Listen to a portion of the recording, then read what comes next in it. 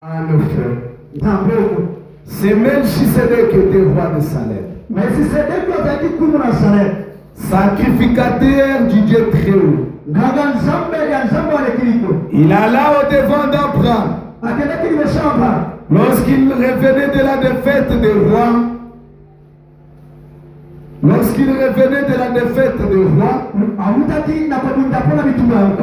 et il les bénit. Abraham lui donna la dîme de tout. Il est d'abord roi de justice. D'après la signification de son nom. Ensuite, roi de Salem. C'est-à-dire roi de paix.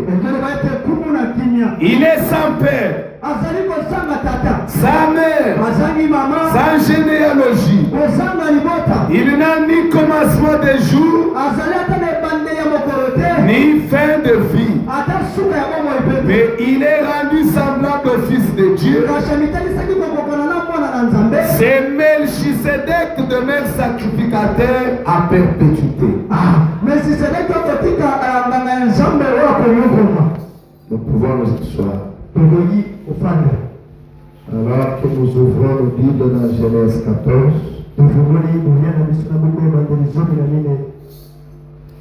Nous commençons à lire le verset 17.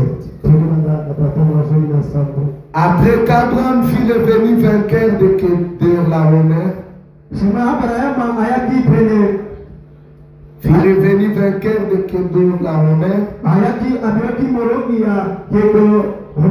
et des rois qui étaient avec lui.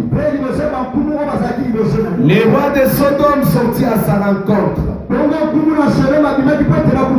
Dans la vallée de Javé, qui est la vallée du roi.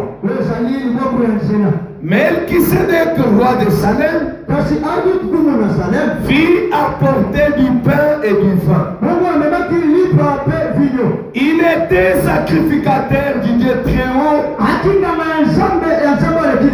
Il bénit Abraham et dit: béni soit Abraham par le Dieu très haut, maître du ciel et de la terre. Béni soit le Dieu très haut, qui a livré tes ennemis entre tes mains. Et Abraham lui donna la dîme de tout.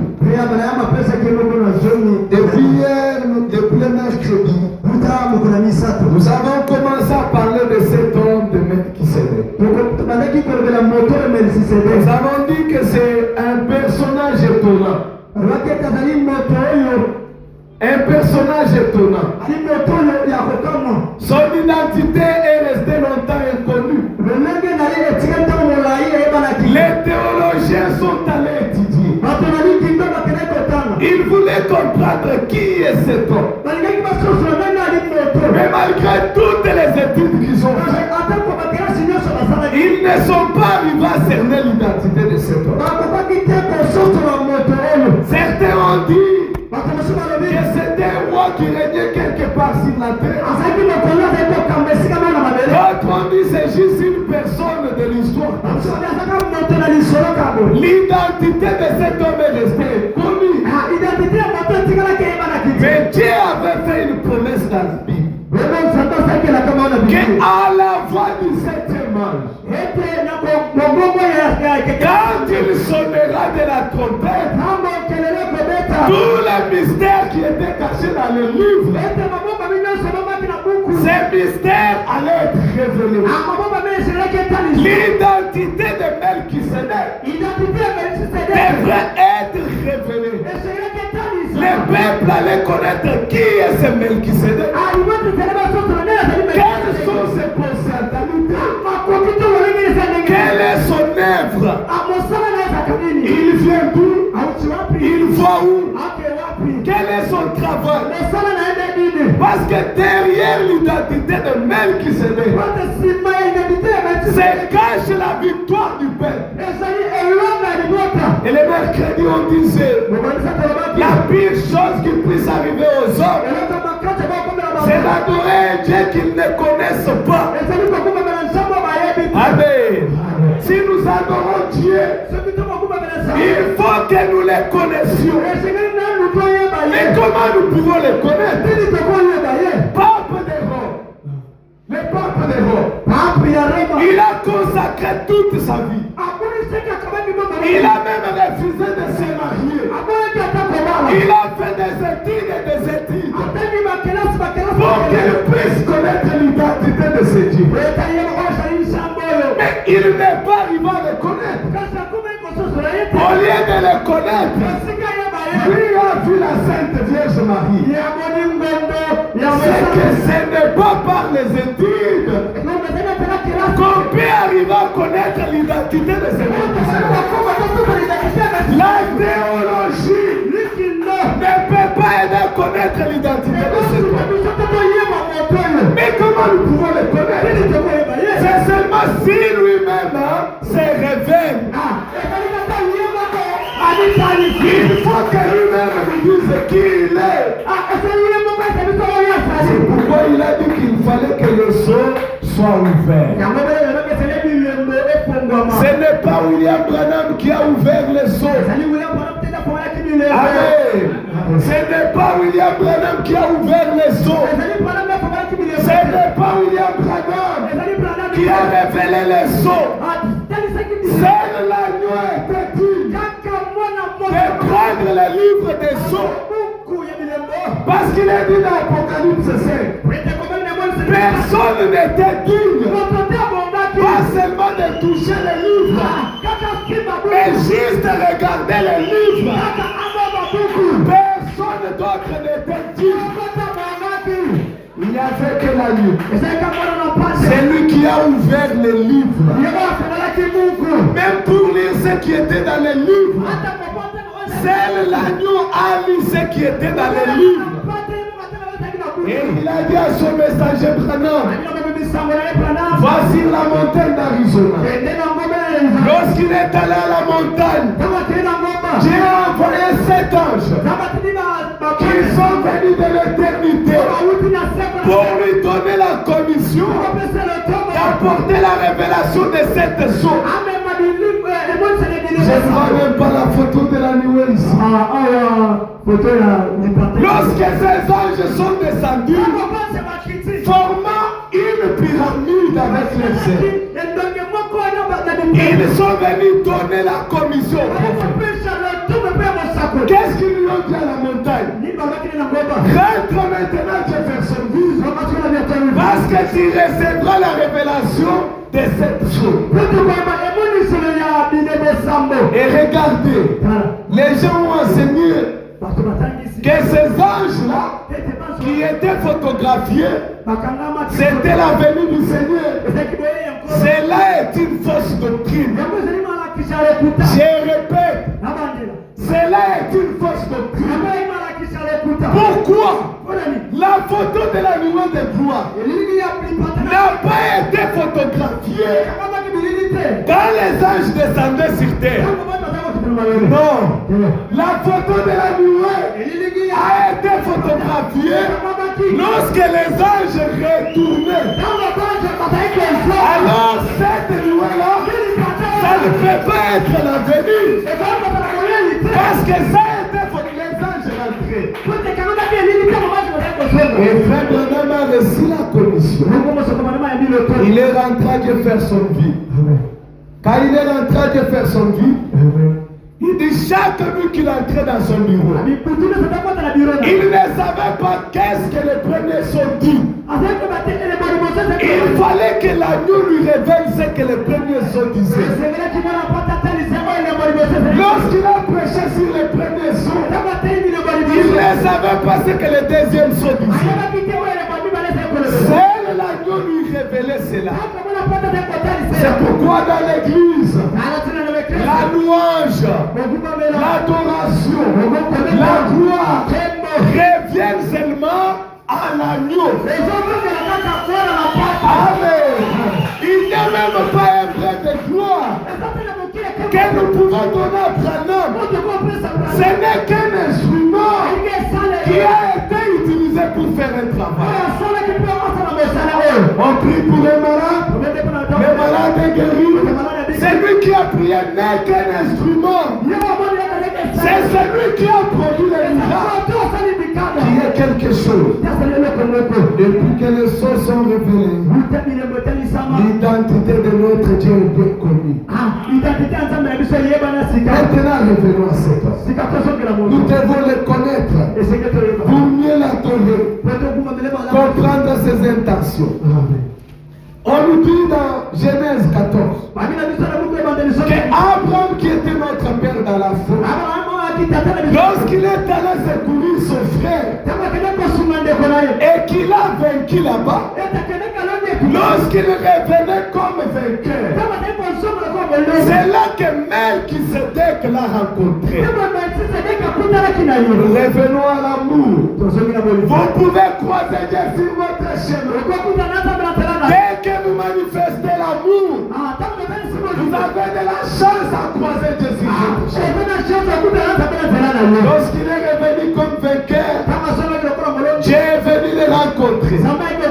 Lorsqu'il dit l'a rencontré, il lui a apporté la Sainte Seine. Amen.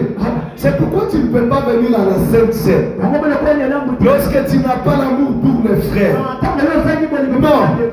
Il a été donné à Abraham la Sainte Seine parce qu'il a manifesté l'amour envers son frère. Il s'est réconcilié avec son frère. Il a combattu et il a vaincu. Et si Dieu lui a apporté la Sainte Seine, et cet homme qu'il a rencontré, il l'a béni. Cependant, à cette époque, sur la terre tout entière, l'unique personne à qui Dieu s'était révélé, c'était seulement Abraham. En dehors d'Abraham, personne d'autre ne connaissait Dieu. Mais qui est cet homme qui croise Abraham et qui commence à le bénir au nom du même Dieu qu'adora Abraham, quand il a regardé, il a pris la dîme et a donné à cet homme. Abraham a reconnu cet homme-là. Le bonhomme dit ceci: il y a quelque chose dans le véritable enfant de Dieu qui fait que lorsqu'il croise Dieu, il reconnaîtra que ça c'est Dieu. On n'a pas besoin de le nous dire, mais quelque chose est à lui. Il y a quelque chose dans les enfants de Dieu. Si Dieu parle à la chair, il sait que c'est lui qui parle. Ce n'est pas un homme, c'est Dieu. Abraham, quand il a regardé, il a compris que cet homme, c'est le Dieu véritable. Cet homme qui il était, Abraham a pris la dîme et lui a donné. Et il s'est présenté à Abraham comme le Melchisédek. Il est venu lui présenter le ministère sacerdotal. Et il a dit qu'il n'avait pas de père, qu'il n'avait pas de mère. Maintenant ce soir, nous voulons identifier cet homme. Nous voulons le pister. Nous voulons le suivre. Nous voulons prendre son origine. D'où est-ce qu'il est sorti? C'est pourquoi j'avais dit qu'on vienne avec les notes qu'on écrit. On y va lentement parce qu'on est tigui. Cet homme ici, la première question que nous allons nous poser, c'est quand nous ouvrons nos Bibles dans Genèse chapitre 1. Voici le premier mot qui est écrit dans la Bible. Au commencement, Dieu créa le ciel et la terre. La Bible commence par affirmer une chose, qu'il y a eu un commencement. Mais ce soir, on ne se pose pas la question du commencement. Nous allons aller dans les questions un peu plus difficiles. Ok, s'il y a eu un commencement, c'est qu'il y avait un avant-commencement. Est-ce qu'on s'entend? Le son n'est pas trop long, mais je veux que les gens saisissent ça. La Bible affirme ceci dans Genèse. Au commencement, Dieu créa. Mais notre question ce soir, ok, il y a eu un commencement. Dans ce commencement, Dieu a créé. Mais avant ce commencement, qu'est-ce qu'il y avait dans ce avant commencement? Frère, c'est difficile ça. Avant commencement, on va tirer ça. Tu vas nous prêcher des choses qui ne sont pas écrites dans la Bible. Parce que la Bible parle seulement du commencement. Maintenant, c'est avant commencement. Toi, tu vas tirer ça d'où? Ah! Mais on a dit que les choses sont révélées pour que tous les mystères qui étaient puissent nous être révélés. Maintenant, le temps d'avant commencement, qui nous était entièrement inconnu, comme le message de la révélation est venu, nous pouvons connaître les choses qu'il y avait avant la création du monde. Alors, ne me posez pas cette question. Nous allons poser la question à l'ange qui devait sonner la trompette pour que les mystères cachés puissent être connus. Nous lui demandons, ange, les mystères sont connus. Dites-nous avant le commencement, avant Genèse chapitre 1, qu'est-ce qu'il y avait? Nous tous on s'est posé la question. Mais Dieu est venu d'où? Qui l'a créé? Il était où? Avant la terre, là c'était comment? Quand j'étais petit, je me posais tellement ces questions. Lisant le prophète, il y a beaucoup de choses à lire, le temps est petit. Qu'est-ce qu'il y avait avant commencer? J'ai lu juste une citation il y a longtemps. Dans la prédication hébreu chapitre 1, il dit pourriez-vous vous imaginer, avant même qu'il y ait une terre, avant qu'il y ait une lumière, avant qu'il y ait une étoile, avant qu'il y ait quoi que ce soit, pourriez-vous imaginer, il y avait une grande fontaine. Amen. Avant Genèse 1, la chose qui existait c'était quoi? C'était une grande fontaine. Amen. Je vais qu'on saisisse bien. Parce que l'ange est en train de révéler le mystère. Il dit il y avait une grande fontaine qui sort de l'esprit. De cette fontaine est sorti l'amour le plus pur. En effet, rien d'autre ne pouvait sortir si ce n'est que l'amour. Avant toutes choses, avant le commencement, avant que la terre soit créée, avant qu'il y ait quoi que ça soit, tout ce qui était là-bas, c'était une fontaine, c'était une source. Vous savez ce qu'une source fait? Ça donne de l'eau. Vous savez ce qu'une source fait? Quand on a soif, on va à la source. On prie pour finir la soif. Frère Branham révèle ceci, qu'il y avait cette source-là. Quelle est cette source? C'était le grand esprit. C'était celui qu'on appelle Elohim. Pourquoi il dit que c'était une fontaine? Parce que n'est pas son nom Elohim. Elohim veut dire ceci. Ça veut dire beaucoup en une scène.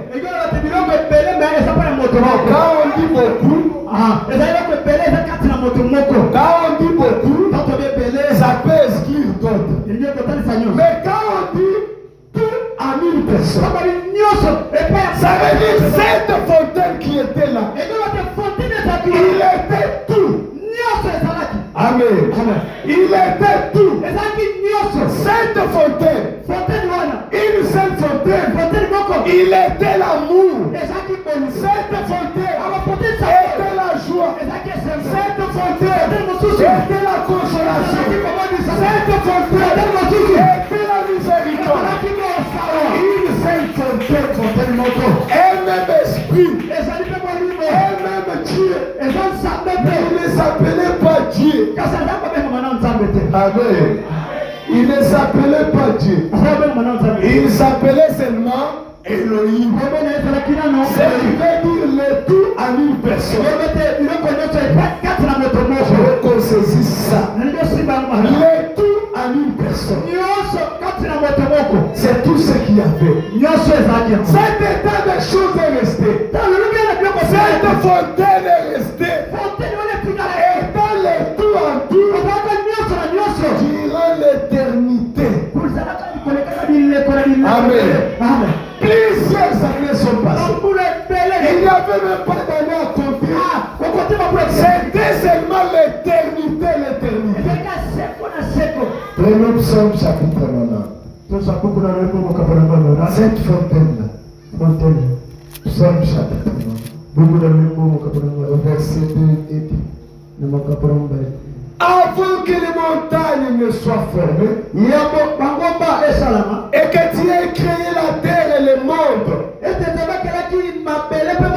d'éternité en éternité, tu es Dieu. Dans la Bible, là, c'est écrit Dieu. Mais dans la version hébraïque, il est bien écrit. D'éternité en éternité, tu es Elohim. Il n'était pas encore Dieu. Il était Elohim. Ça veut dire c'est lui qui contenait tout. Tout était là. D'éternité en éternité. Écoutez la précision qui est apportée dans Psaume 93. Au verset 2, il dit ceci. Ton trône est établi dès les temps anciens. Cette fontaine qui existait dans l'éternité, il avait eu un trône. Ça veut dire qu'il était roi. Amen. Hein? Dans l'éternité, lui était déjà roi. Maintenant, quand on a lu de Melchisedec, qu'est-ce qu'il a dit de Melchisedec? Melchisedec était quoi? Il était roi. Et cette fontaine qui existait dans l'éternité, on dit qu'il a établi son trône. Il n'avait pas besoin qu'il y ait quelqu'un qui l'aide à établir le trône. Lui-même a établi son trône. C'est pourquoi quand il a établi le trône, toi tu n'étais pas là. Avec toi ou sans toi, lui il est tout en tout. Si toi tu refuses de l'adorer, ces pierres il va susciter des enfants. Personne ne peut lui faire de fier. Personne ne peut lui faire de caprice. Il n'a eu besoin de personne. Il était seul. Il a établi son trône. David dit ça. Il dit, ton trône est établi dès les temps anciens. Il existe de toute éternité. Il a commencé quand? On ne sait pas. Il était toujours là. Il n'a jamais commencé. Il était toujours là. Il était cette fontaine-là. Il remplissait toutes les choses. Il était cet Elohim. Maintenant, en tant qu'Elohim, en tant que cette fontaine, personne ne pouvait le voir. Amen. Personne ne pouvait le voir. Jusqu'à ce soir, personne ne l'a jamais vu. Amen. Ah, tu dis frère, c'est sérieux ce que tu dis? On dit que non, que monter au ciel. Il ne l'a jamais vu. Parce que personne ne peut voir cette fontaine et rester en vie. On ne va même pas te retrouver. Tu ne peux même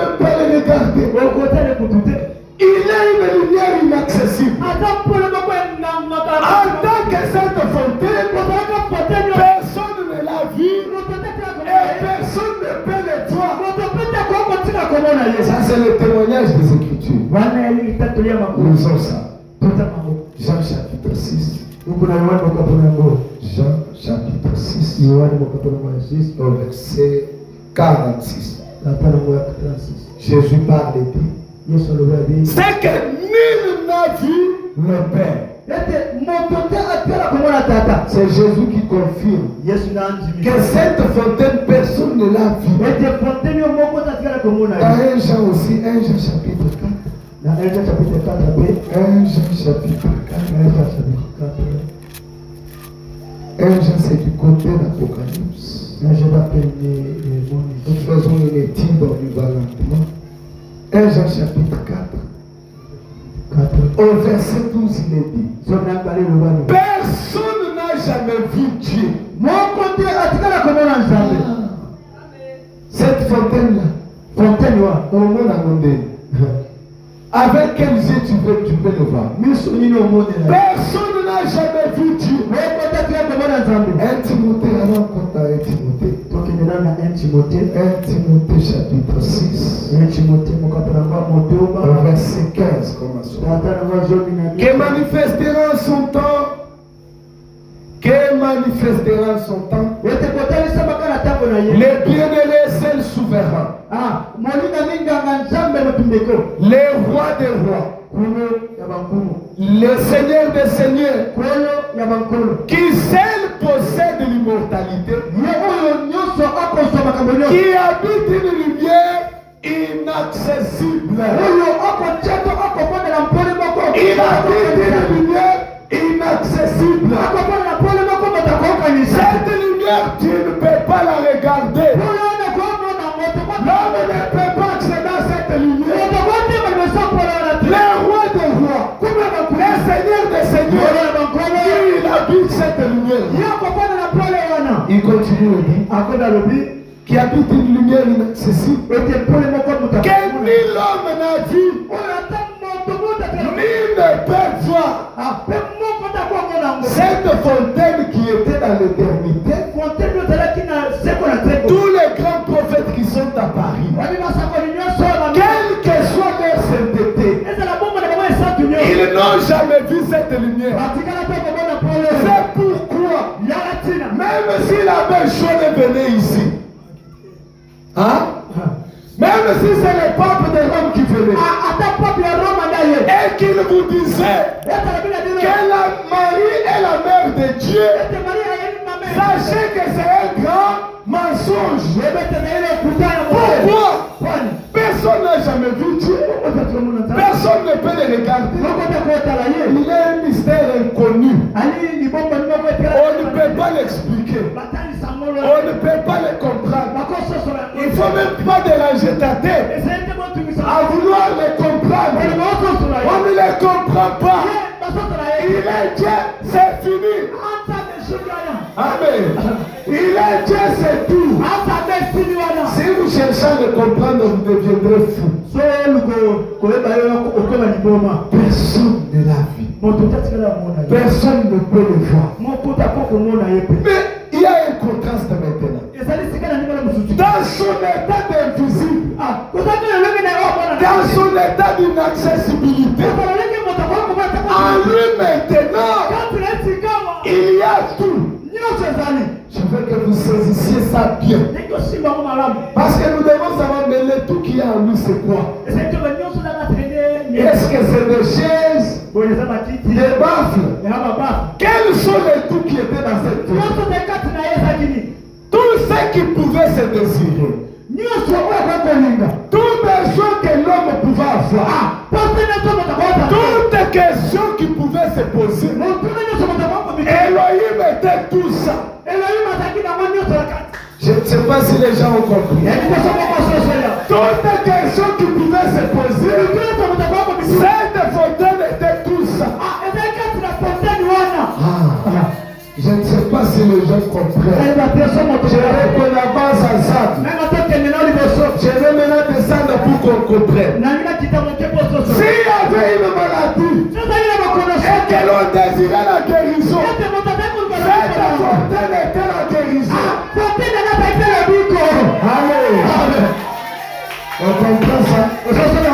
Si S'il y avait la culpabilité, si quelqu'un avait le péché, il cherchait à lever ses péchés. Cette fontaine était le pardon. Est-ce qu'on a compris ça? Est-ce qu'on a compris ça?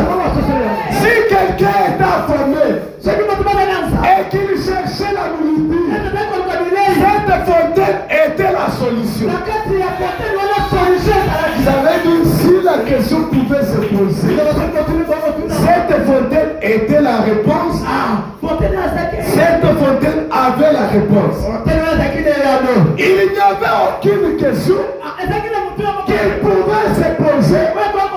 Dans cette fontaine manquait quelque chose.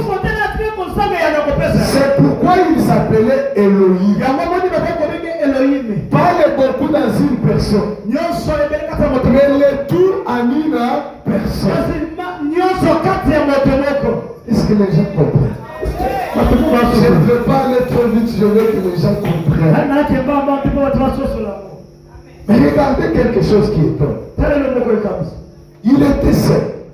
Il n'y avait personne malade. Mais lui était déjà la guérison. Comment ça? Comment ça?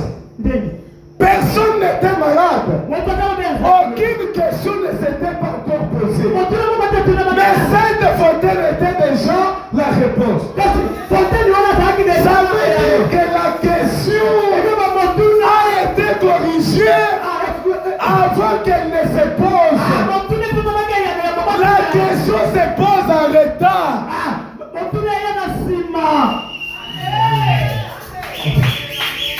Est-ce que les gens comprennent cela? Pasteur, est-ce que les gens comprennent?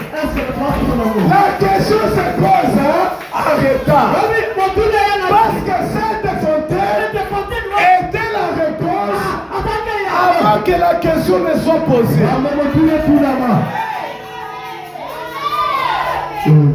C'est pourquoi nous avons dit, si nous découvrons l'identité de Melchisédek, nous allons remporter de très grandes victoires. Avant qu'aucun péché ne soit posé, cette fontaine a été le pardon.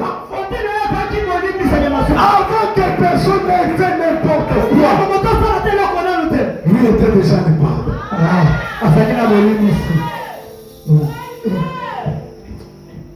Et durant l'éternité, le pardon est en train de couler. La grâce est en train de couler. La guérison est en train de couler. Mais il n'y avait personne qui l'a brisé. La grâce coulait toujours. Et maintenant, aujourd'hui, Satan vient te dire que toi tu vas aller en enfer à cause de ce seul péché-là. Et toi aussi tu as crié en ça. Pendant que pendant l'éternité, la fontaine de pardon a coulé. Sans qu'il y ait personne à pardonner, le pardon continue à couler. Tu peux croire le mensonge de Satan. Le docteur te consulte. Il te dit c'est matrice ici. Impossible. Toi tu vas mourir stérile. Tu rentres. Seigneur, c'est fini pour moi. C'est fini pour moi. Les enfants ont coulé dans l'éternité. On ne connaît pas une coulée. Personne n'était là pour prendre les enfants. Il coulait seulement. Toi, tu dois croire ce que le docteur te dit. Il a été la réponse avant que la question soit là. Ça doit consoler le malade. De savoir qu'avant de tomber malade, tu avais été déjà guéri.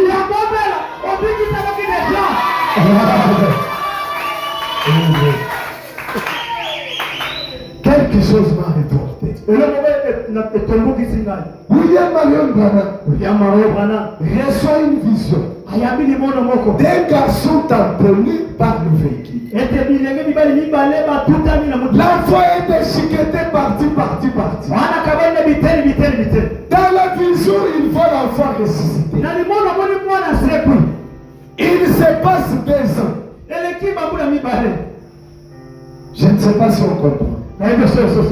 Aujourd'hui, il voit l'enfant tamponné. Pendant qu'il voit l'enfant tamponné, l'enfant est en bonne santé. Il va à l'école, il mange, il est bien. Mais dans la vision, on a vu tamponné. Pendant 2 ans, l'enfant marche en bonne santé. Quand le tamponnement est venu, c'est venu en retard. La vision avait précédé le tamponnement. Quel est donc ce Melchisédek? C'est lui qui connaît le futur. C'est lui qui prédit le futur. C'est lui qui arrange pour nous le futur. Pendant que cet enfant marchait, les diables disaient, un jour je vais l'écraser par le véhicule. Mais Melchisédek, lui, avait déjà donné la vision. La réponse était déjà là. Avant que les problèmes soient là. Voilà, on était en train de chercher la vision. Écoutez, on l'appelait. La vision que tu as racontée, on a vu un enfant tamponner la main. Tu venais regarder. Non, ce n'est pas lui. Non, ce n'est pas lui. Melchisédek, pour ta vie à toi, tu ne sais même pas le mois d'avril ici, tu dois payer la maison comment? Amen. Tu ne sais pas comment tu vas faire pour payer les Minerva. Mais la Bible dit ceci. Pour ce que Dieu aime, pendant qu'ils sont encore sur leur lit, Melchisédek a déjà pourvu pour eux. Ça veut dire qu'ils s'occupent du futur avant que le présent soit là. C'est que nous devrions vivre à l'aise. C'est pourquoi on ne doit pas s'inquiéter. Dieu ne se soucie pas de notre aujourd'hui. Avant qu'ils soient aujourd'hui, lui a déjà préparé pour nous aujourd'hui. Avant que demain soit là, il sait ce qu'il y aura. C'est pourquoi cette fontaine était déjà la réponse à toutes les questions qui pouvaient se poser. Et là, c'est dans l'éternité. Il a des âges immémoriaux. Mais le problème se pose. Il était la guérison. Personne n'était malade. Il était la solution. Aucune question ne s'est posée. C'est comme si à Kinshasa ici il n'y a personne. Toutes les parcelles de Kinshasa sont pour toi. Tout l'argent qui sont dans les banques c'est pour toi. Tout l'or de Kinshasa c'est pour toi. Mais quand tu sors dans la ville, tu es seul. Ces parcelles-là ont la valeur. Tu entres dans ton banque, tu vois des millions de billets de banque. Tu comptes des milliards et des milliards. Mais quand tu sors à Kinshasa, tu es seul. C'est de là où on a la valeur. Tu peux même les jeter.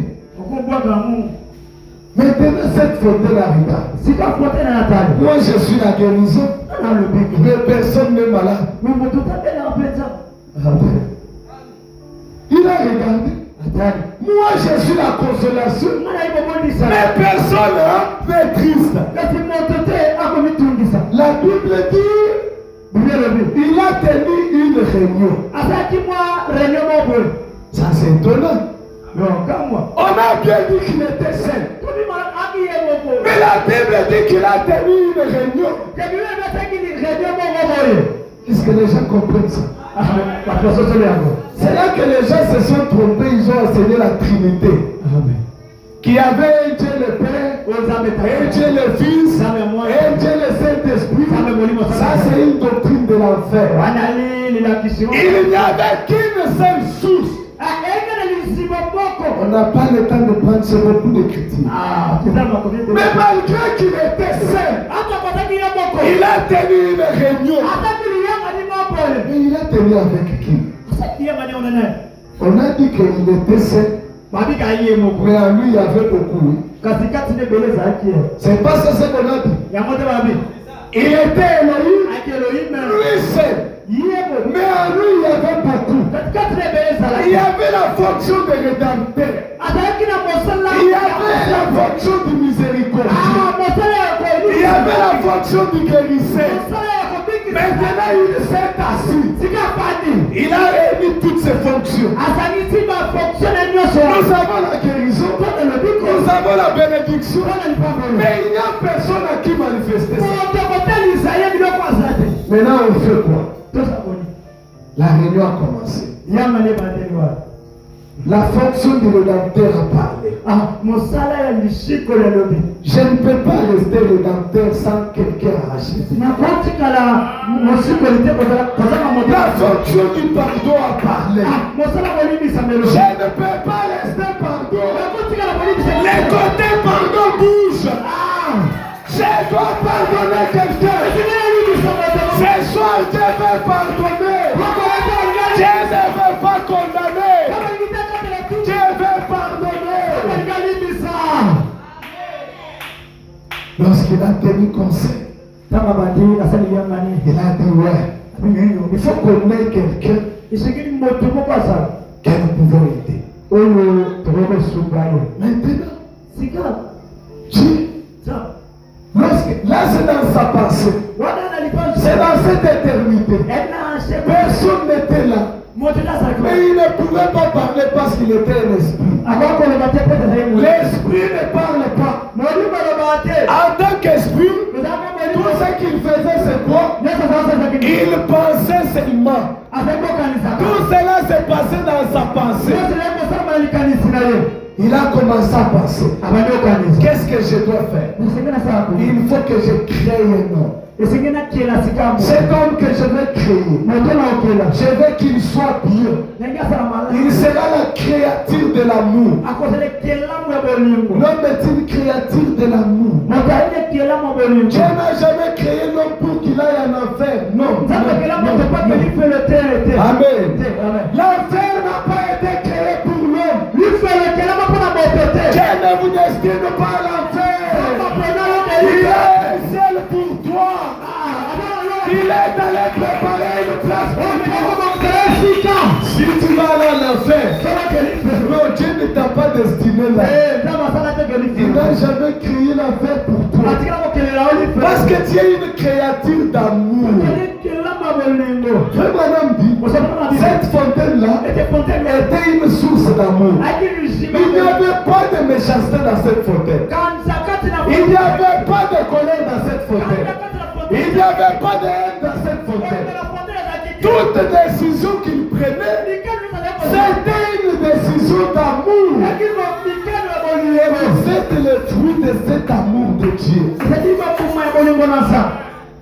Dépliez-vous un peu de choses que Satan vous dit. Tu es mauvais, tu es ceci, tu es ceci. Dites, je suis la créature de l'amour de Dieu. Je suis une manifestation de l'amour. Maintenant, quand il a passé à créer son enfant, il a dit, quand je vais le créer, avant de le créer, je dois préparer un très bon cadre. Il faut que je me place une ligne. Qu'il y ait un soleil. Il doit trouver un jardin bien arrangé. Là, Adam n'est pas là. Là, il est Elohim. Cette fontaine d'amour. Il prévoit pour Adam. Il prépare pour Adam. Déjà, il regarde Adam. Il dit, il ne peut pas rester seul. Je vais lui donner une aide.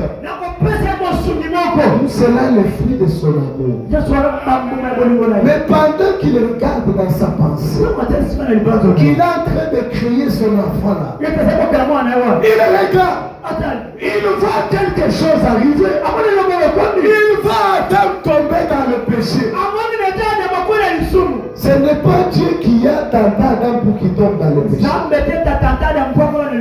Dieu n'a jamais donné à Adam Ève pour que Ève les tente dans le péché. Adam, après avoir commis son péché, au lieu d'endosser la responsabilité de son péché,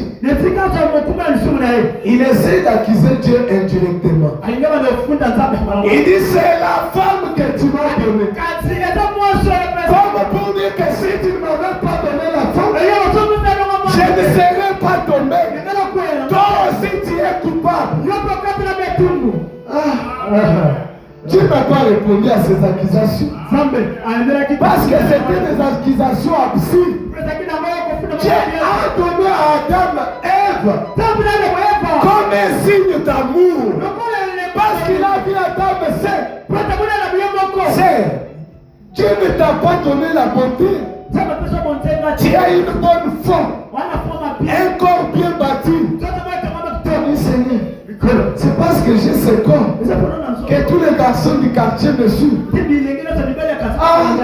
Tu veux dire que dans ta prostitution, tu es responsable. Dieu t'a donné ce corps-là comme un cadeau de son amour. La gestion que tu gères ce corps, la gestion que tu gères ce corps, tu es pleinement responsable. Quand tu n'avais pas de travail, tu étais un très bon frère.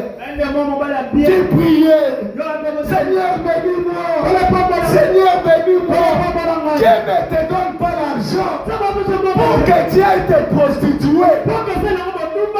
On comprend ça? Lorsqu'il te donne l'argent, c'est un signe d'amour. Mais quand il te donne l'argent, il ne vient pas te contrôler, tu as de penser à quoi tu as fait.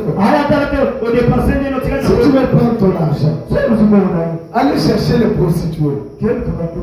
C'est ton premier.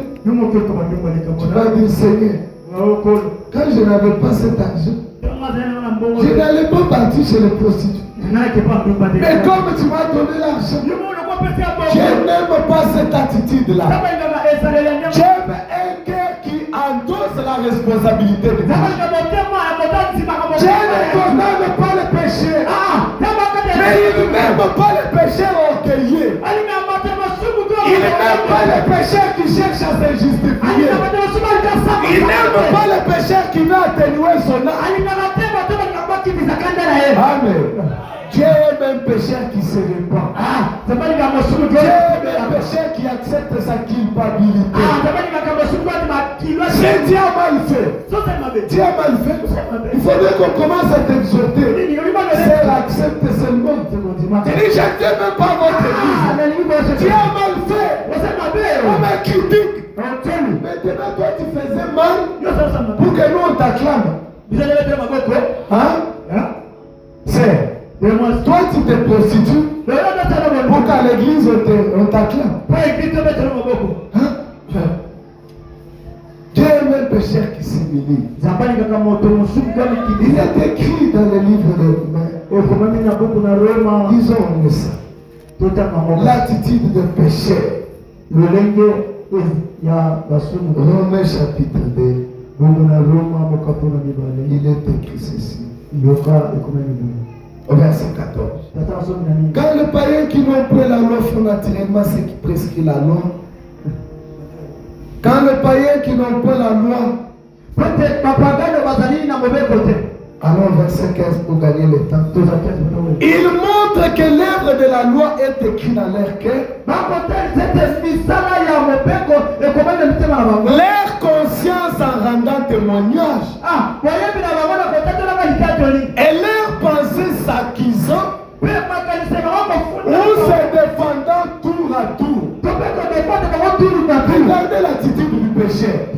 Pendant qu'il est assis ce soir, son cœur lui dit, c'est des choses que tu fais, Emma.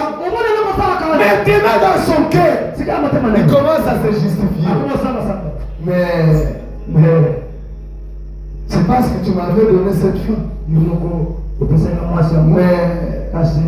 je n'aime pas cette attitude. Il y a eu un homme qui s'appelait Enoch. La Bible dit qu'il a marché avec Dieu dans la sainteté. Il n'y a rien qui peut être reproché à la vie d'Enoch.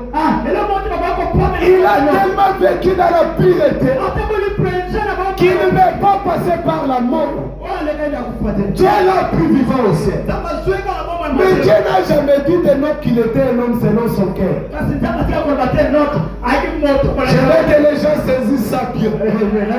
Malgré la pureté d'Enoch, Dieu n'a jamais dit qu'Enoch était un homme selon son cœur. Joseph est venu. Rien ne lui reprochait. Un homme juste. Mais Dieu n'a jamais dit que Joseph tient un homme selon. Tous ces hommes saints sont venus. Dieu n'a pas témoigné qu'ils étaient des hommes selon son cœur. Mais un homme est venu. Un véritable coupable. Il voulait même construire le temple pour Dieu. Dieu lui a dit, tu ne peux pas me construire. Les mains sont souillées de sang. Cet homme-là, il a ravi la femme de quelqu'un. Il a tué cet homme-là pour lui ravir sa femme. Ça c'est un homme mauvais. Ça c'est un homme méchant. Mais curieusement, quand Dieu lui regarde cet homme, il dit voilà l'homme selon mon cœur.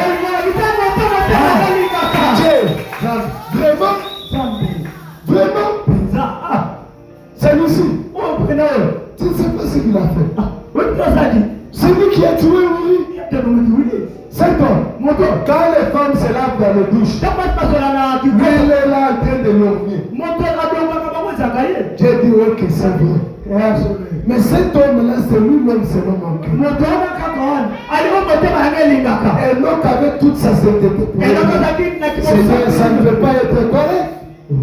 Mais moi qui ai vécu dans la pureté, qu'est-ce que Dieu a aimé dans ta vie?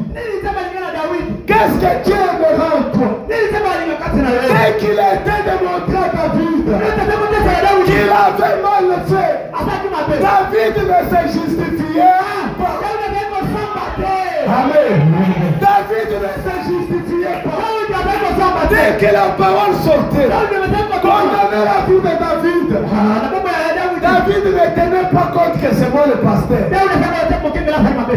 J'ai remarqué dans les églises, lorsqu'on prêche l'évangile, les cœurs des gens sont touchés. Les gens viennent à l'autel. Ils prient. Regardez le prédicateur. Et il reste assis. Parce que dans leur esprit, ils se disent, si nous on va à l'autel, on commence à pleurer. Les gens vont penser que nous aussi on est des pécheurs. Non, on reste assis. David n'était pas comme ça. David ne cachait pas ses transgressions. Il disait à tout le monde, je suis pécheur. J'ai commis adultère. Celui qui cache ses transgressions ne prospérera pas. Le pasteur a parlé de mon péché à la chair. Je ne veux pas encore aller à l'église. Tu veux que tes péchés restent cachés. N'attends pas que le pasteur en parle. Toi-même viens en parler. Toi-même viens à l'autel. Humilie-toi. N'attends pas que Dieu t'humilie. Humilie-toi toi-même. Cette attitude d'humiliation. J'aime ça. C'est cette attitude d'humiliation. Écoutez, c'est David qui était le pécheur. Il a reçu les promesses qu'Enoch n'a pas reçues. Son fils, c'est lui qui sera l'héritier du millénium. Jésus n'a pas porté le titre de fils d'Enoch.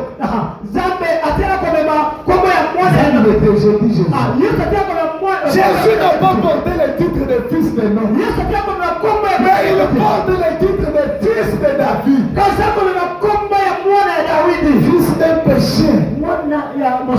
que dans la repentance, dans l'humilité, lorsque l'homme s'humilie, lorsque l'homme reconnaît son tort, la grâce de Dieu s'y rapporte.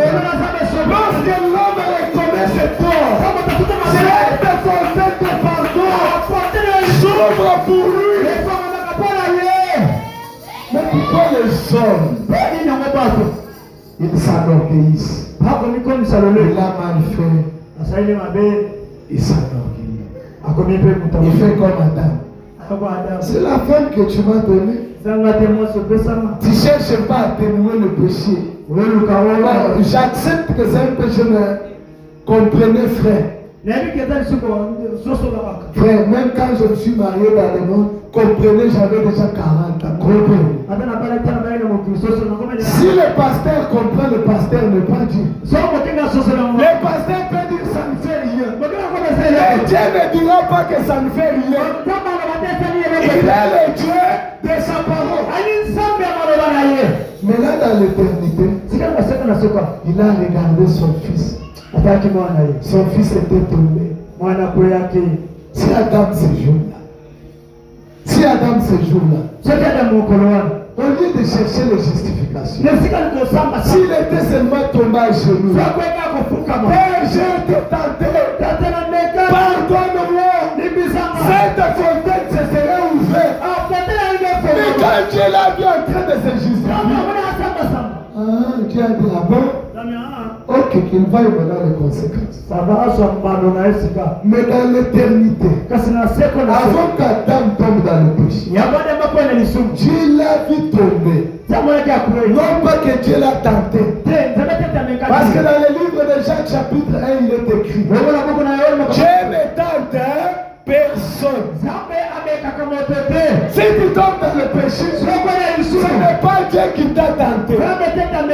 Mais dans Jean chapitre 4, il nous a révélé celui qui tente les gens.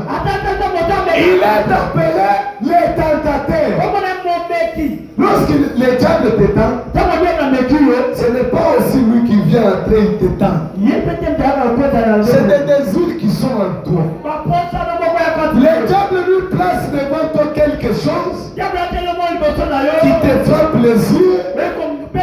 Il te vante le plaisir pour susciter la vie qui est en toi. C'est lui le tentateur. Dieu ne tente pas. Dieu teste ses enfants. Dieu teste ses enfants. Quelqu'un m'a posé la question. Pasteur, c'est quoi la différence entre une tentation et un test? J'ai dit ça peut ressembler à une même chose. Parce que dans la tentation, les diables peuvent te frapper d'une maladie pour te tenter. Si tu vas aller chez les magiciens, ou tu vas rester fidèle à Dieu, cette même maladie peut être une preuve. La même chose qui est la tentation, la même chose peut être un test. La différence réside dans la finalité. Dieu ne te teste pas pour te faire tomber. Dieu te teste pour t'éprouver. Pour que tu prennes conscience de tes forces et de tes faiblesses. Pour que tu prennes de nouvelles forces en lui. Que tu les connaisses davantage. Mais le diable, lorsqu'il amène la tentation, l'objectif est de te faire tomber. La différence réside là-dedans. Un enfant de Dieu qui passe par les tests, il devient très fort. Il devient un chrétien qui a l'expérience. Mais lorsque Satan t'a tenté, il va même perdre ton expérience. Mais dans l'éternité, avant que le problème se pose, cette source avait été déjà la solution. Maintenant, lorsqu'il a vu Adam tomber dans le péché, là, bien un problème va se poser. Mon fils d'Adam va tomber dans le péché. J'ai fait quoi? La partie justice en lui. Parce qu'il a dit, il est d'abord roi de justice. J'avais dit qu'on tire attention sur ces choses. Il est d'abord roi de justice. La partie justice a dit, comme Adam va tomber dans le péché, il faut le supprimer. Il doit mourir et c'est fini. La partie pardon a dit, mais moi je suis le pardon. Quand on va supprimer Adam, maintenant moi je resterai ici pour servir à quoi? La partie rédemption s'est levée. Mais moi je suis le rédempteur. C'est à cause de la chute d'Adam. S'il est supprimé, moi le rédempteur je servirai à quoi?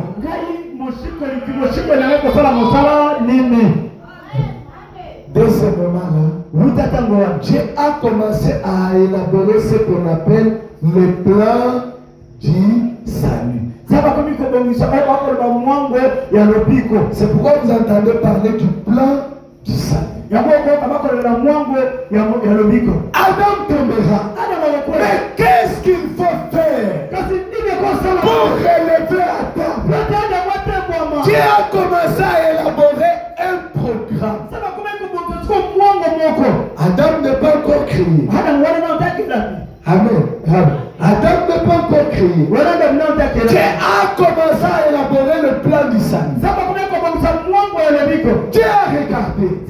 Une condition s'est posée. Comme Adam va tomber, la seule chose qui peut relever Adam, il faut le sang.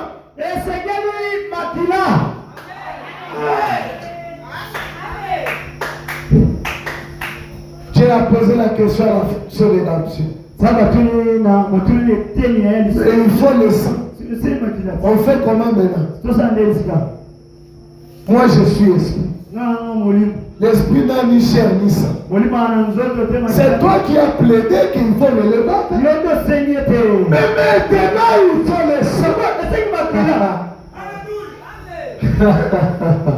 Mais c'était grave. Où est-ce que nous allons trouver le sang? J'ai regardé dans Apocalypse chapitre 5. J'ai regardé cette réunion. Il a dit personne dans le ciel, personne sur la terre. On pourrait trouver le sang nulle part. De l'éternité. Adam n'est pas là. Ces choses se passent dans l'éternité. Notre foi doit être fortifiée. Notre confiance en Dieu doit augmenter. Le problème n'est pas ce qu'il est. Quel que soit combien ça semble difficile, quel que soit combien c'est conduit, le problème n'est pas ce qu'il est. Il a été déjà résolu. L'identité de Melchisédek. L'identité de Melchisédek, on le connaît. On remporte la victoire. On trouve le sang. Ce sang-là doit être le sang de quelqu'un de pire. Vous voyez d'où est-ce qu'on vient? Vous voyez d'où est-ce qu'on vient? Il fallait le sang. Maintenant, il fallait un agneau. Cet agneau qui pouvait faire couler le sang. Cet agneau a été immolé.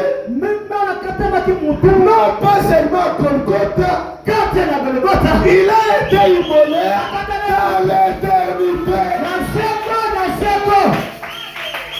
Pourquoi?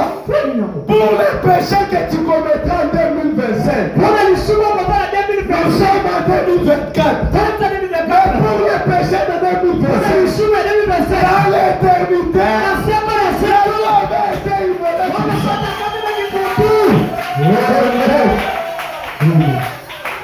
C'est quoi cette culpabilité qui te tue toi?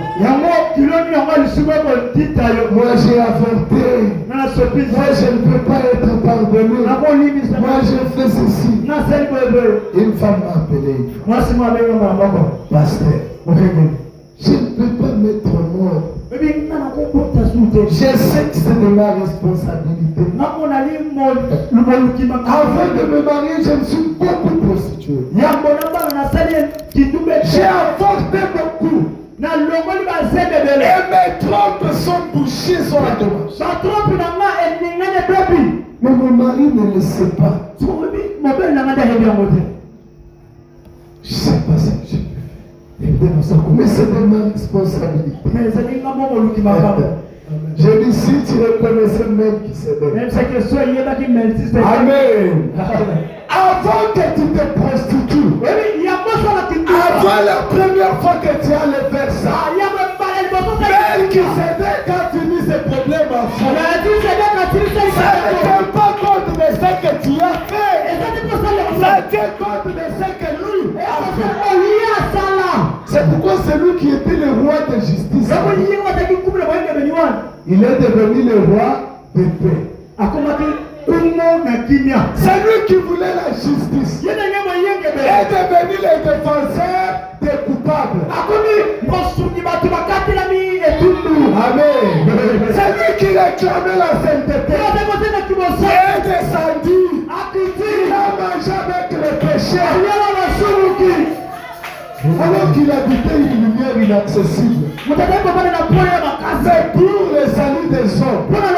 Il est descendu. Les pharisiens étaient étonnés. Cet homme dit qu'il est saint. On le voit assis avec les prostituées. C'est étonnant. Pourquoi? C'est vrai qu'il était d'abord roi de justice. Mais après il est devenu le prince de la paix. Il a brisé le mur de séparation qui existait entre Dieu et nous. Il a rétabli la paix. Il a fait de nous une seule chose. J'ai dit à moins que toi-même tu veux rester sans notre monde. Mais parce que nous avons un souverain sacrificateur qui peut plaider pour les coupables. L'œuvre qu'il a accompli, parce qu'il a résolu la question du péché, la guérison divine est complètement attachée au pardon. On ne peut pas prêcher l'évangile, inscrire la guérison divine.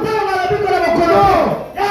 Dès qu'il y a le pardon, la guérison divine. Je dis si tu crois, toutes les choses sont possibles. Dans l'éternité, cet agneau avait été tué déjà. Mais ça ne devrait pas rester dans la pensée. Ça ne devrait pas rester dans la pensée. Il voulait se révéler.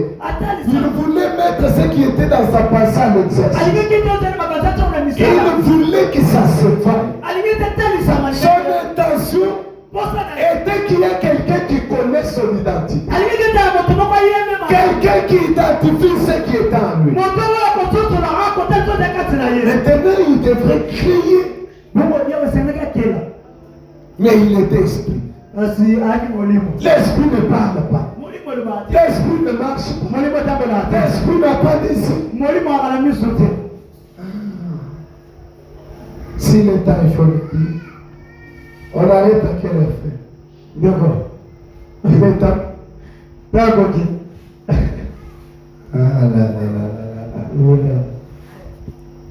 On va avancer tout petit peu. Ces choses sont merveilleuses. Dès que vous plongez vos regards dans le plan du salut de Dieu, vous allez vivre votre vie sans aucune crainte. Vous savez que tout est déjà assuré pour vous. L'agneau a été sacrifié pour nous. Avant même que nous soyons nés. Avancez un tout petit peu avant d'arrêter. Maintenant, il devrait passer à l'œuvre. Lorsqu'il fallait passer à l'œuvre, c'est là qu'il y a le premier acte créateur. Je veux qu'on avance ensemble. Parce qu'il fallait passer à l'œuvre. C'est là qu'il fallait poser le premier acte créateur. Quel était le premier acte créateur? Dieu s'est créé lui-même. Qu'est-ce que tu dis? Mais toi tu as dit qu'il n'a pas été créé. Il était cette fontaine invisible. Mais lorsqu'il fallait commencer à créer, le premier acte de création, c'était Dieu qui s'est créé. Jean chapitre 1. C'est des choses très profondes. Confirmez déjà. Ouais, merci frère. Jean chapitre 1. Jean chapitre 1. Dieu s'est créé lui-même. Là, nous avons quitté l'éternité. Nous avons dit dans l'éternité, il était Elohim. Il était tout. Personne ne connaissait ce tout. Parce que personne n'était là. Maintenant, il décide de sortir de l'éternité. L'éternité était comme un cercle. Il n'y a pas un tableau ici. Frère Branham écrit un cercle. Ouais, il y a un tableau ici. On peut bien présenter ça. Frère Branham écrit un cercle comme ça. Moi, je n'ai pas bien dessiné. Ça continuait tout le temps. Il n'y avait pas de fin. Ça ne faisait que tourner. Maintenant, à un moment donné, Dieu s'est arrêté. Il a arrêté l'éternité. Il a créé une ligne ici. Il a créé une ligne ici. Il est sorti de l'éternité.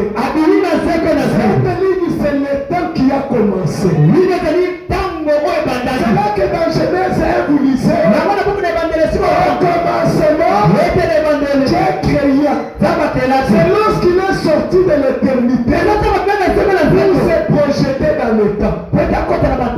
Maintenant, dans l'éternité, il était un esprit. Lorsqu'il entre dans le temps, parce qu'il doit traiter avec des créatures temporelles,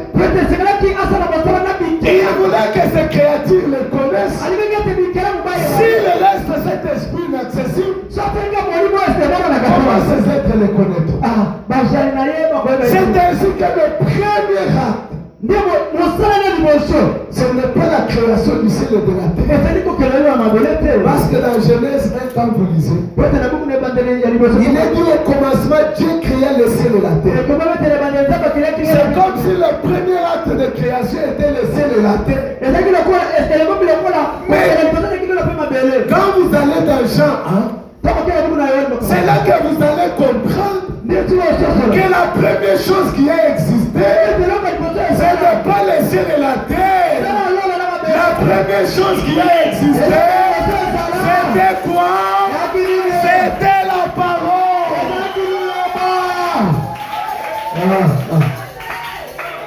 Maintenant, cette parole-là, ce n'était pas une voix comme ça. Ce n'était pas une voix comme la voix que vous écoutez. Cette parole était un nom. Frère. Cette parole était un nom. Lisons frère. J'espère que je vais retrouver ça. Dans la prédication Hébreux chapitre 1, le paragraphe 129, il dit ceci. Maintenant, voici ce qui arriva. Cela m'amène au point j'aime les choses. Les logos. Et cette grande fontaine. Cette fontaine de l'esprit qui n'avait ni commencement ni fin. commença à prendre forme dans la création. Et les gosses qui allaient sortir, c'était les fils de Dieu. C'était la seule forme visible que l'esprit pouvait avoir. Et c'était une théophanie. Ce qui signifie un corps. Écoutez la phrase qui vient là. Il dit ceci. Et ce corps était comme celui d'un homme.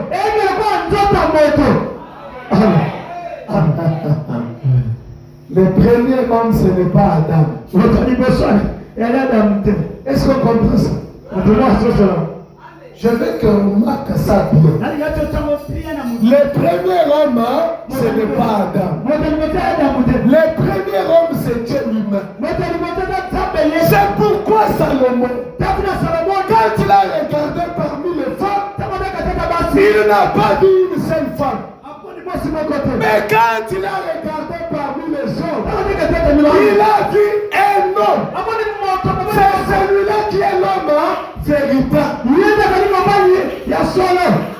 Dieu qui s'est créé lui-même. Les os. Les os. Aïe, aïe, aïe, aïe.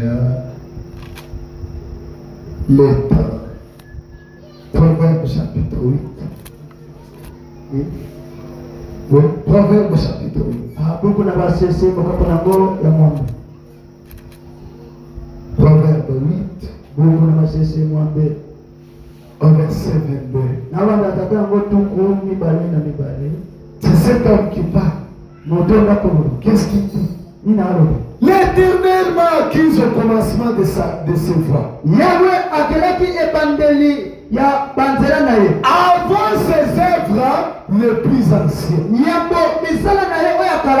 Il dit que Dieu l'a acquis avant ses œuvres les plus anciennes. J'ai été établi depuis l'éternité. Dès le commencement. Avant l'origine de la terre. J'ai fait enfanter. Quand il n'y avait point d'abîme. Avant qu'il y ait des abîmes. Point de source chargée d'eau. Avant que les montagnes soient fermées. Avant que les collines existent. J'ai vu enfanter. Il n'avait encore fait ni la terre ni les campagnes. Ni les premiers atomes de la poussière. Lorsqu'il disposait les cieux, j'étais là. Et qui est cet homme? Qui est cet homme? Qui dit que lui était là avant la création. C'est pourquoi un jour le pharisien était très fâché. Ils ont dit, toi tu n'as même pas 52 ans. Mais tu dis qu'Abraham a vu ton jour. Il dit, avant qu'Abraham soit là, moi je suis. Qui est cet homme-là? Votre livre. Lisons encore. Colossiens chapitre 1. Le temps me fait défaut. On va devoir arrêter. Colossiens chapitre 1. J'aime beaucoup ça. Commençons un peu verset 12. J'aime beaucoup ça. Rendez grâce au Père qui vous a rendu capable d'avoir part à l'héritage des saints dans la lumière. Il nous a délivrés de la puissance des ténèbres et nous a transportés dans le royaume de son Fils bien-aimé, en qui nous avons la rédemption, le pardon des péchés. Écoutez le verset 15. Le Fils est l'image du Dieu invisible. Est-ce qu'on comprend? Le Fils est l'image du Dieu invisible. La fontaine est visible. La fontaine est visible. Le Fils est son image. Il continue et dit, les premiers-nés de toute la création.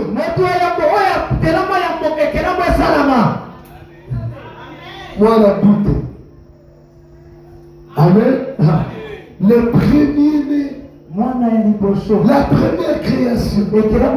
Dieu qui s'est créé lui-même. C'est pourquoi. C'est seulement quand Dieu est sorti de l'éternité qu'il est devenu Alpha et Omega. Amen. Est-ce qu'on comprend ça? Apocalypse 22, lisons une écriture. Dans Apocalypse 22, verset 13.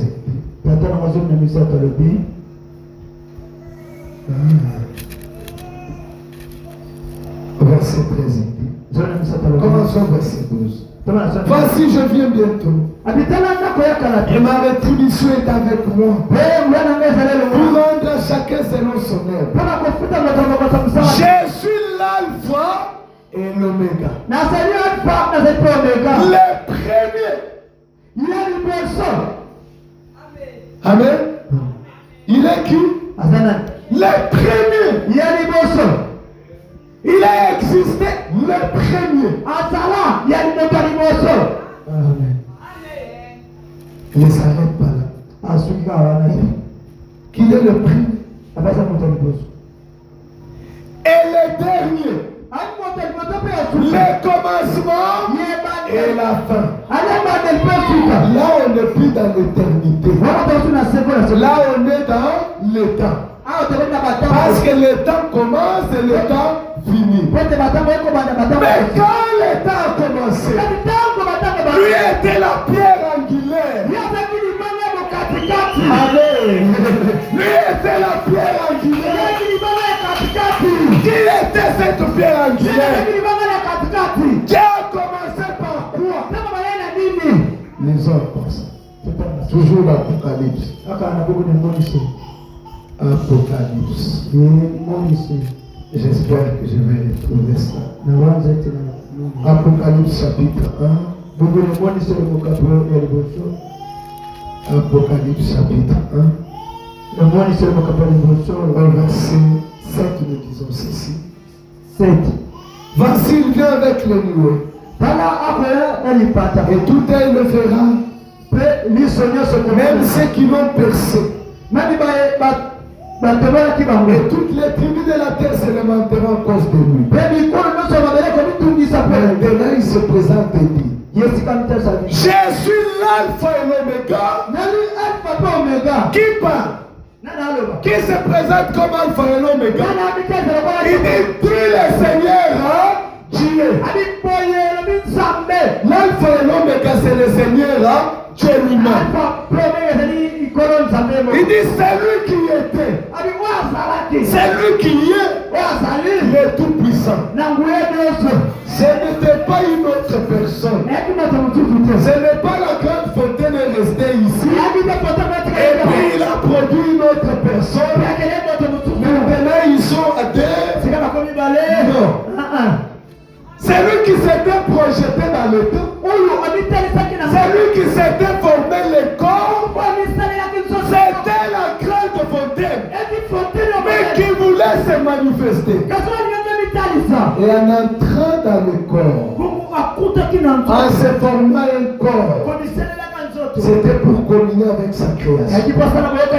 C'est seulement lorsqu'il s'est formé ce corps, seulement ce corps-là avait la forme comme la forme que tu as. Amen. Le corps qui s'était formé avait le nez. Même ce soir, ce corps a le nez. Ça a les oreilles. Ça a les cheveux. Ézéchiel a regardé. Il va sur le trône. Même qu'Ézéchiel regarde, il avait la forme d'un homme. Je regarde sur le trône. Il a vu une colonne en train de Quand il regarde sur le trône, il va un homme. Notre Dieu est un homme. Amen. Notre Dieu est un homme. Au ciel ce soir, au ciel, il n'y a pas une colombe en train de voler. Sur le trône, il y a un homme assis. Il a le pied. Il s'assoit. Qui est cet homme? C'est seulement quand il est devenu un homme. Maintenant, il pouvait parler. Amen. C'est là qu'il est dit, dans le verset que vous allez voir. Et Dieu dit que la lumière soit. Maintenant, ce qui était dans sa pensée ne pas rester dans la pensée. Il a prononcé la parole. Dès que la parole a été prononcée, la chose a existé. Comme la parole a créé au commencement. Amen.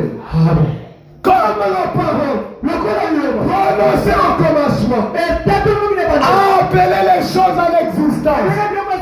La parole ce soir appelle les choses à l'existence. Amen. La parole ce soir appelle les choses à l'existence. Une femme est venue. Frère Branham tenait les réunions. Le cancer avait mangé tous les nez. Ici, il n'avait rien. Ici. Il n'avait rien. Il avait mis un mouchoir comme ça. Quand il est arrivé, Frère Branham se disait peut-être là la grippe. Quand elle s'est approchée, Frère Branham lui a demandé qu'est-ce qu'il va faire. Il a levé le mouchoir. Je peux te représenter quelqu'un qui n'a pas de nez. Mais parce que la même parole qui était au commencement, c'est la même parole qui est. Dès que la parole a été prononcée, lorsque la femme est venue, un nouveau né était là.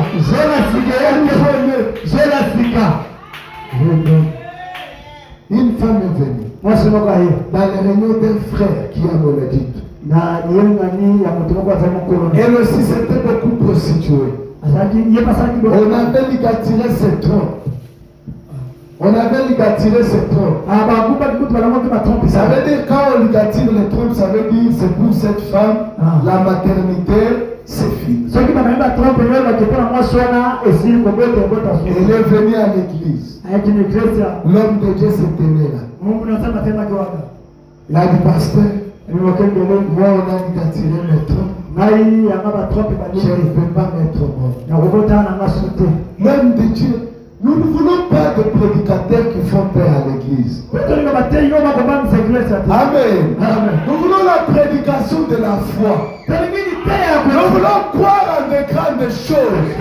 Nous voulons croire à l'impossible. Nous voulons mettre notre foi à l'épreuve.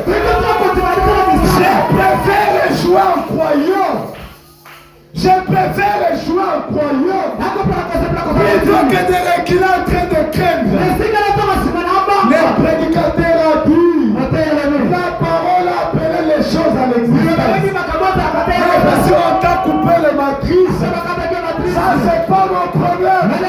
Nous avons la promesse. Et tout a reçu la promesse. Il a dit, viens, on va prier. L'homme déjà prié pour la femme. La femme est rentrée chez elle. Environ 9 ans de mariage, rien. L'actrice bouchée. Elle s'est créée en main. Un mois est passé. 2 mois est passé. 3 mois est passé. Elle a commencé à jeter la salive, sentir comme ça. Comme elle n'était jamais tombée, elle ne savait pas.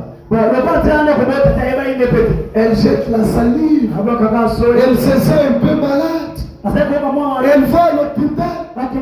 On lui donne les médicaments de malaria. Ça doit être la malaria. Ça doit être les vers. Ça peut être la typhoïde. Amen.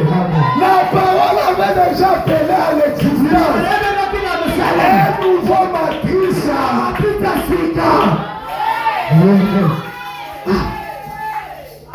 Qu'est-ce qu'il y a comme ça?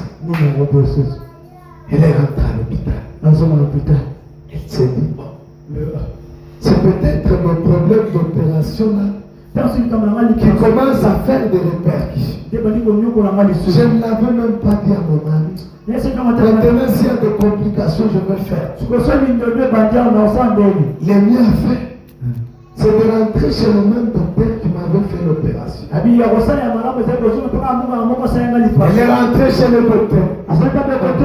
Là où tu as été humilié, Dieu ne va pas te glorifier ailleurs. Là même tu as été humilié. Là tu vas te glorifier. La femme est rentrée chez le docteur. Elle achète la fiche. Ils entrent dans la consultation. Les docteurs consultent. Tu te sens comment? J'ai des nausées, j'ai des ceci. Le docteur dans son cœur, il dit, ça c'est le signe d'une grossesse. Cette femme ici, non,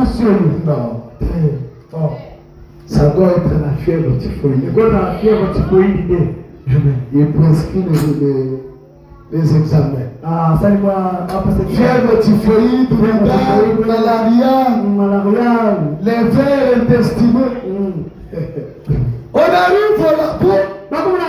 Non, les tests sont la femme n'a pas de verre, n'a pas de. Elle est en bonne santé. On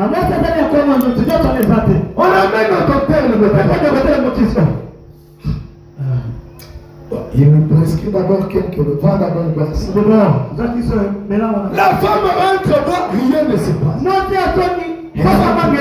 Je me sens toujours.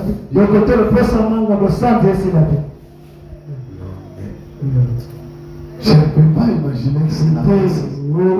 Les signes sont les signes de la grossesse. Que cette femme est la grossesse. Ce n'est pas quelqu'un d'autre qui a fait son opération, c'est moi. La fiche de son opération est encore là. Nous voulons que Dieu fasse des miracles à tester. Amen. Nous n'avons pas un Dieu c'est la Kamakamu. C'est la Kanzambe, la miracle. Toi, fabrique un miracle, on dirait qu'on a pitié de lui. Non. Nous voulons des miracles à tester. Une infirmière était là. Il a dit au docteur, bon, comme on a fait tous les examens, ça ne révèle rien. Le seul examen qui reste possible, c'est l'examen de grossesse. Avant de passer aux examens plus avancés, qu'est-ce qui est difficile? Le test de grossesse rapide, c'est 1000 francs ou 500. Ça ne demande rien que les urines. Autant mieux tester. Et le docteur a dit, si toi tu vas aller faire, tu peux. Moi je crois que c'est impossible. L'infirmière a dit, venez. Elle a acheté le test. Amène les urines. Dès qu'on met dans les urines, ça ne fait pas 5 minutes. Papa la trêve là. Peut-être on n'a pas bien fait. Il faut refaire. Deuxième test. La trêve là. L'infirmière entre chez le docteur. Elle n'a pas toqué. Docteur, venez.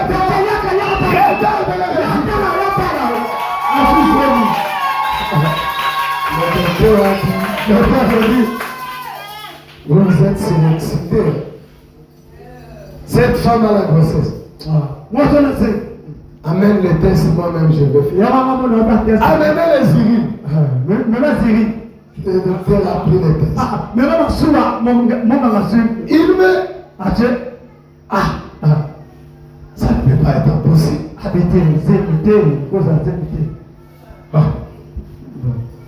On doit faire d'abord l'échographie. On ne peut pas croire à Dieu. Il faut l'échographie. Il prescrit l'échographie. La femme voit l'échographie. Amen. La femme voit l'échographie. Quand l'homme de l'échographie, il prend son tic d'échographie. Il met dans le ventre de la femme. Il sent qu'elle est en train de battre. Il dit, je sens qu'elle est en train de battre. Il fait le rapport au médecin. Je sens des cœurs battre dans le ventre. Maintenant, écoutez le problème. Chez les docteurs, il y avait le même problème. Marié, pas d'enfant. Quand la femme est revenue, le docteur a demandé à la femme, dis-moi comment tu as fait. Ma femme a dit, j'étais allé à l'église de Branhamiste qui est au coin là. C'est pourquoi nous voulons les réveiller, frère. Nous voulons les réveiller. Pas les réveils des hommes. Mais le véritable réveil. Le docteur a dit, qu'est-ce que j'ai fait dans ce cabinet? J'ai le même problème. Allons-y. Ce jour-là, on n'a pas prêché le docteur. Il a dit, frère, qu'est-ce qu'il faut faire? Je dois être baptisé. Il a pris sa femme. Il a pris tout ce qui était dans sa maison. Baptisez-nous. Faites-nous aussi le même miracle. C'est quoi? Lorsque la parole quitte de la pensée, lorsqu'elle devient la parole prononcée, la parole prononcée des jours. La parole parlait des jours. Ce soir dans ta vie, rien n'est impossible. Parce que la parole n'est plus de passé. La parole est maintenant prononcée. Si tu crois, la parole est capable de créer. Si tu crois, la parole est capable de restaurer. Si tu crois, la parole est capable de donner la vie. Seigneur de Dieu, les musiciens vont chanter. Seigneur.